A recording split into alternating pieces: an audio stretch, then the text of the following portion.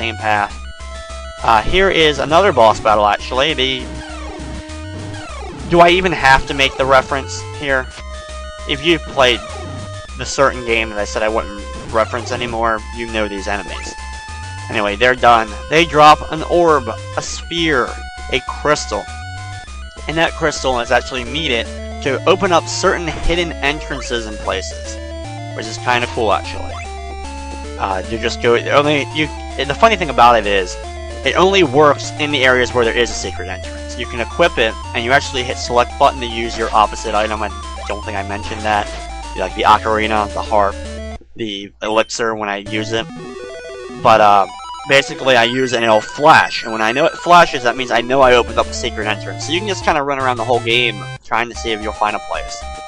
But we actually have to use it in Argolis, that cave-filled area from earlier. So that's where I'm heading. I use Pegasus to come back here so that I can have an easier access to Argolis. I don't have to run all the way through that forest again to get back here.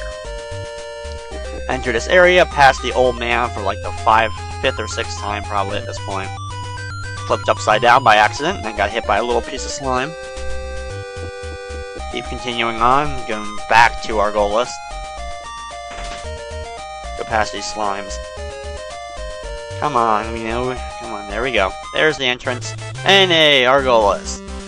And here we actually will be traveling just slightly into the cave and be finding a secret entrance that will lead us to another little piece of the cave, which we will find the first of our heart pieces that we need. We need 3 hearts in order to beat the game, to access the final area. To defeat Hades and save the heroine, save our girl in the game. We need 3 hearts. And she basically hid 3 hearts throughout the land, giving them the 3 different fairies, and each fairy will give us one of the hearts. So here's the first fairy that actually gives us a heart piece. I was captured by the Cyclops and forced back into this cave. I don't know how the Cyclops of Peloponnesus came all the way to Argolis to throw this fairy into this cave. But anyway, we got the heart. This is the first time you actually get a little bit of story from the heroine, the first time you actually get to see her, and so you know who you're trying to save now. In my case, Iris, or just heroine, or whatever you would like to call her in your game. And she basically says that, hey, look, you found one of them, now there's 2 more hanging out there that you're going to need to find in order to reach Hades' place, do battle with Hades, and free her. So that's where our goal is now. You now know kind of like the entire point of the game. Finding the hearts and going to save your girl. Well, now that we have 1 heart, well, it's time to go get heart number 2. And I'm going to use summon the mighty Pegasus again. Pegasus will fly down and kind of fly a little awkwardly. It doesn't seem like he has full control of his wings. But this takes me back to Attica. The game actually is pretty convenient that it leads me right back to Attica because I need to stop and talk to this guy to get a key. And I'm going to need this key to enter a certain door in a little bit. So it's kind of cool that they made sure they made it kind of easy for you. They kind of put these Pegasus things in the correct areas to make the least travel needed to get from area to area. So that's a good thing. You don't have to do a whole lot of backtracking unless you decide, hey, I'm not going to use Pegasus. That's your choice, that's your choice. But the game helps you out. They're trying to help. So, our next goal is actually a whole new area, which is to the right of where we just went to Attica from. And over here we actually do have another boss battle. It's kind of a giant golem that we have to deal with. Use the ocarina to wake him up, and he stands on this little platform and he throws rocks at us. Basically the same strategy as the Cyclops, except this one not really even as tough. Few hits, and now we go here. Yeah. Furia? Pythia? I'm not quite sure on the pronunciation. Either way, it's a cave area, mountainous area filled with waterfalls. And first off, I'm going to go get another Ambrosia, which is going to be free. All the way to the left of where I am now. If I go all the way to the left, right now I'm going to jump up to the right.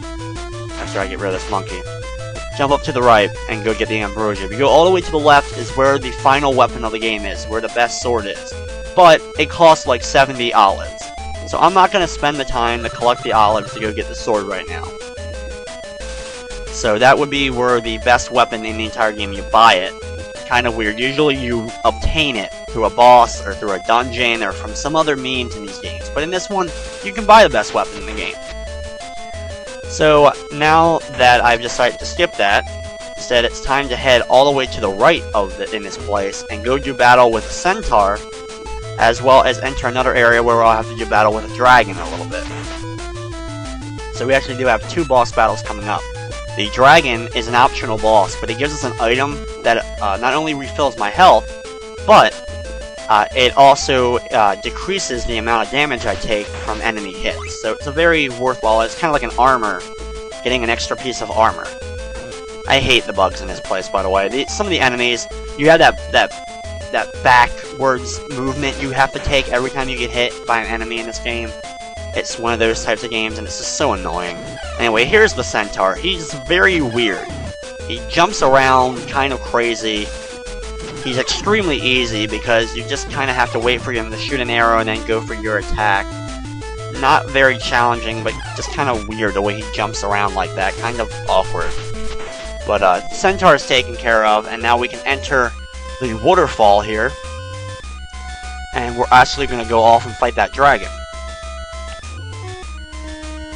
There we go. Actually, that secret area with the cave was actually back in that area with that top area. I forgot to get it, so we'll get it on the way back. Not really, just gonna add an extra minute, not even a minute, add an extra 20 seconds or so to what I had to do. Sorry about that. I'm trying to make it as minimal as possible, and I end up forgetting where an item was. Awesome. So, anyway, we're in a field full of wonderful flowers. Butterflies that drop fairy dust on us, or pollen.